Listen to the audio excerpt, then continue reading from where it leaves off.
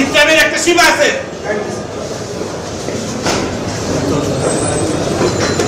ওইটা দোতলা তারপর চারতলায়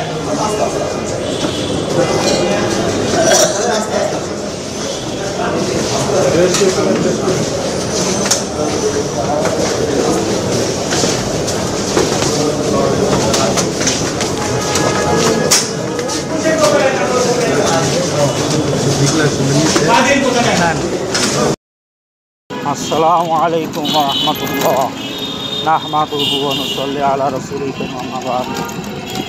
যে কামরূপ পুলিশে আপনি ধমকান না, এখন তো ক্ষমতা নাই দেখে তো আপনি পুলিশে ধমকান।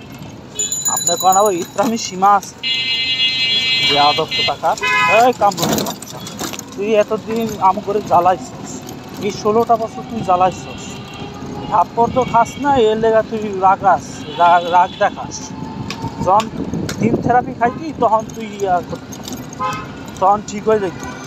আলামল আমাদের অনেক কষ্ট দিচ্ছিস তুই দেখা চোর মাদারি, আর তুই খাদ্য মন্ত্রী, তুই খাদ্য নষ্ট করছিস, গরিব মানুষের হক নষ্ট করছিস, গরিব মানুষের খাওয়া নষ্ট করছিস, গরিব মানুষের বাদ তুই নিয়ে নিছিস, চুরি করছিস 16টা বছর। এখন তোর গায়ে লাগে, এখন গায়ে লাগে।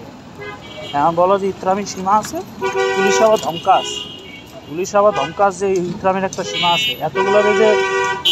এতগুলা জেলে ঢুকাইছস, এত নিরীহ মানুষের জেলে ঢুকাইছস, এটা তোর মনে ছিল না তখন যে ইসলামের একটা সীমা আছে? সাবধান হয়ে যা, সাবধান হয়ে যা। পুলিশরা বলবো একটু একটা ডান্ডা পিটানো উচিত। কামরুল শয়তান, কামরুলের কুত্তার বাচ্চারা এগুলি পিটানো উচিত। এতদিন তোরা 16 বছর তোরা ইয়া করছস, প্যাতরামি করছস। 16 বছর তোরা গরিব মানুষের হক নষ্ট করছস, ভাত নষ্ট করছস, ভাত চুরি করছস।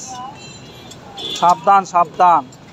বিএনপি যখন ক্ষমতায় তুই টিকে থাকতে হয় না, অথবা সমন্বয়ক যদি জামাত আর সমন্বয়ক মিলে যদি ক্ষমতায় বসে, তোরে আর পেদায় রাখবে না। কামরুল্লা সাবধান হয়ে যা। আমি সামির আব্দুল্লাহ, বিএনপি করি।